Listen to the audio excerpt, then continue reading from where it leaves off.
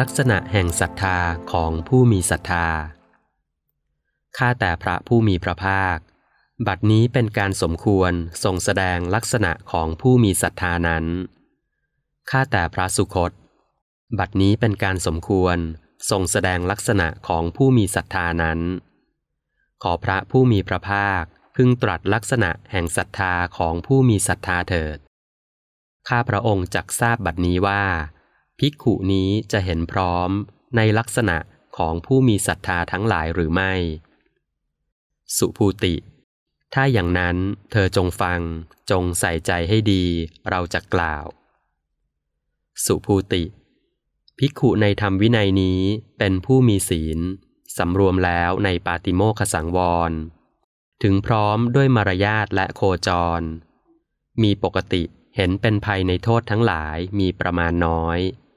สมทานศึกษาอยู่ในสิกขาบททั้งหลายสุภูติข้อที่ภิกขุเป็นผู้มีศีลสำรวมแล้วในปาติโมกขสังวรถึงพร้อมด้วยมารยาทและโคจร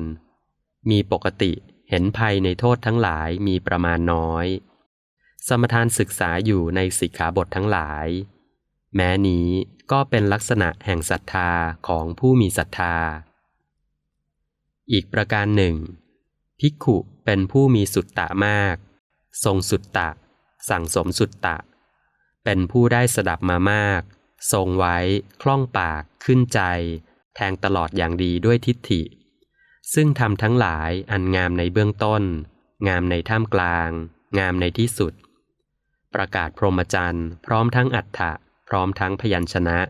บริสุทธิ์บริบูรณ์สิ้นเชิงสุภูติข้อที่ภิกขุเป็นผู้มีสุตตะมากทรงสุตตะสั่งสมสุตตะเป็นผู้ได้สดับมามากทรงไว้คล่องปากขึ้นใจแทงตลอดด้วยดีด้วยทิฏฐิแม้นี้ก็เป็นลักษณะแห่งศรัทธาของผู้มีศรัทธาอีกประการหนึ่งภิกขุเป็นผู้มีมิตรดีมีสหายดีมีเพื่อนดีสุภูติข้อที่ภิกขุเป็นผู้มีมิตรดีมีสหายดีมีเพื่อนดีแม้นี้ก็เป็นลักษณะแห่งศรัทธาของผู้มีศรัทธาอีกประการหนึ่งภิกขุเป็นผู้ว่าง่ายประกอบด้วยธรรมเป็นเครื่องกระทำให้เป็นผู้ว่าง่ายเป็นผู้อดทนยอมรับฟังคำสั่งสอนโดยความเคารพสุภูติข้อที่ภิกขุเป็นผู้ว่าง่ายเป็นผู้ประกอบด้วยธรรมเครื่องกระทำให้เป็นผู้ว่าง่ายเป็นผู้อดทน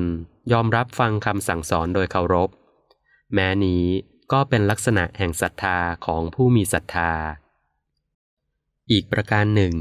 ภิกขุเป็นผู้ขยันไม่เกียจคร้านในกรณียกิจทั้งสูงและต่ำของเพื่อนสัพพรหมจารีทั้งหลายประกอบด้วยปัญญาเป็นเครื่องพิจารณาอันเป็นอุบายในกรณียกิจนั้นอาจทำอาจจัดได้สุภูติข้อที่ภิกขุเป็นผู้ขยันไม่เกียจคร้านในกรณียกิจทั้งสูงและต่ำของเพื่อนสัพพรหมจารีทั้งหลายประกอบด้วยปัญญาเป็นเครื่องพิจารณาอันเป็นอุบายในกรณียกิจนั้นอาจทำอาจจัดได้แม้นี้ก็เป็นลักษณะแห่งศรัทธาของผู้มีศรัทธาอีกประการหนึ่งภิกขุเป็นผู้ใคร่ธรรมกล่าวคำเป็นที่รักเป็นผู้มีความปราโมทย์อย่างยิ่งในธรรมอันยิ่งในวินัยอันยิ่งสุภูติข้อที่ภิกขุเป็นผู้ใคร่ธรรมเป็นผู้กล่าวคำอันเป็นที่รักมีความปราโมทย์อย่างยิ่งในธรรมอันยิ่งในวินัยอันยิ่งแม้นี้ก็เป็นลักษณะแห่งศรัทธาของผู้มีศรัทธาอีกประการหนึ่งภิกขุเป็นผู้ปรารภความเพียรเพื่อละอกุศลธรรมเพื่อยังกุศลธรรมให้ถึงพร้อมเป็นผู้มีกำลังมีความบากบั่นมั่นคงไม่ทอดทุระในกุศลธรรมสุภูติข้อที่ภิกขุปรารภความเพียรเพื่อละอกุศลธรรมเพื่อยังกุศลธรรมให้ถึงพร้อมเป็นผู้มีกำลังมีความบากบั่นมั่นคงไม่ทอดทุระในกุศลธรรมแม้นี้ก็เป็นลักษณะแห่งศรัทธาของผู้มีศรัทธา อีกประการหนึ่งภิกขุเป็นผู้ได้ตามปรารถนาได้โดยไม่ยากได้โดยไม่ลำบากซึ่งฌานทั้งสี่อันมีในจิตอันยิ่งเป็นเครื่องอยู่เป็นสุขในปัจจุบันสุภูติข้อที่ภิกขุเป็นผู้ได้ตามปรารถนาได้โดยไม่ยากได้โดยไม่ลำบากซึ่งฌานทั้งสี่อันมีในจิตอันยิ่งเป็นเครื่องอยู่เป็นสุขในปัจจุบันแม้นี้ก็เป็นลักษณะแห่งศรัทธาของผู้มีศรัทธาอีกประการหนึ่งภิกขุระลึกถึงชาติก่อนได้เป็นอันมากคือระลึกได้ชาติหนึ่งบ้าง2 ชาติบ้าง3 ชาติบ้าง4 ชาติบ้าง5 ชาติบ้าง10 ชาติบ้าง20 ชาติบ้าง30 ชาติบ้าง40 ชาติบ้าง50 ชาติบ้าง100 ชาติบ้าง1,000 ชาติบ้าง100,000 ชาติบ้างตลอดสังวัตกัปเป็นอันมากบ้างตลอดวิวัตกัปเป็นอันมากบ้างตลอดสังวัตตะวิวัตกัปเป็นอันมากบ้างว่าในภพโน้นเราได้มีชื่ออย่างนั้นมีโคตรอย่างนั้นมีผิวพรรณอย่างนั้นมีอาหารอย่างนั้นเสวยสุขเสวยทุกข์อย่างนั้นอย่างนั้นมีกำหนดอายุเพียงเท่านั้นครั้นจุติจากภพนั้นแล้วได้ไปเกิดในภพโน้นแม้ในภพนั้นเราก็ได้มีชื่ออย่างนั้นมีโคตรอย่างนั้นมีผิวพรรณอย่างนั้นมีอาหารอย่างนั้นเสวยสุขเสวยทุกข์อย่างนั้นอย่างนั้นมีกำหนดอายุเพียงเท่านั้นครั้นจุติจากภพนั้นแล้วได้มาเกิดในภพนี้เธอย่อมระลึกถึงชาติก่อนได้เป็นอันมากพร้อมทั้งอาการพร้อมทั้งอุทเทศด้วยอาการอย่างนี้สุภูติข้อที่ภิกขุระลึกถึงชาติก่อนได้เป็นอันมากคือระลึกได้ชาติหนึ่งบ้าง2 ชาติบ้าง3 ชาติบ้าง4 ชาติบ้าง5 ชาติบ้าง10 ชาติบ้าง20 ชาติบ้าง30 ชาติบ้าง40 ชาติบ้าง50 ชาติบ้าง100 ชาติบ้าง1,000 ชาติบ้าง100,000 ชาติบ้างตลอดสังวัตกัปเป็นอันมากบ้างตลอดวิวัตกัปเป็นอันมากบ้างตลอดสังวัตตะวิวัตกัปเป็นอันมากบ้างว่าในภพโน้นเราได้มีชื่ออย่างนั้นมีโคตรอย่างนั้นมีผิวพรรณอย่างนั้นมีอาหารอย่างนั้น